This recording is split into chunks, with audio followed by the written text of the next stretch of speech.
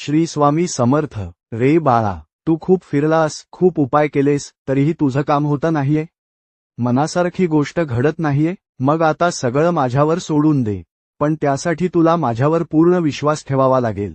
आज मी तुला अशा एका व्रताबद्दल सांगणार आहे, जे केवळ 3 गुरुवार तू मनापासून केलंस, तर तुझं अशक्य वाटणारं कामही मी मार्गी लावेन. हे 3 गुरुवारचे व्रत कसे करावे? 1. पहिली पायरी, कोणत्याही गुरुवारी सकाळी लवकर उठून स्नान करा. स्वच्छ वस्त्र परिधान करा, शक्य असल्यास पिवळ्या रंगाचे. 2. पूजा मांडणी, पाटावर किंवा चौरंगावर पिवळे कापड अंथरून त्यावर स्वामींची प्रतिमा किंवा मूर्ती ठेवा. गणपती बाप्पांचे स्मरण करून स्वामींना अत्तर लावा, पिवळी फुले अर्पण करा आणि तुपाचा दिवा लावा. 3. संकल्प, स्वामींच्या डोळ्यात डोळे टाकून आपली इच्छा सांगा. स्वामी, मी आजपासून हे 3 गुरुवारचे व्रत करत आहे, माझी ही इच्छा पूर्ण करा. 4. सेवा,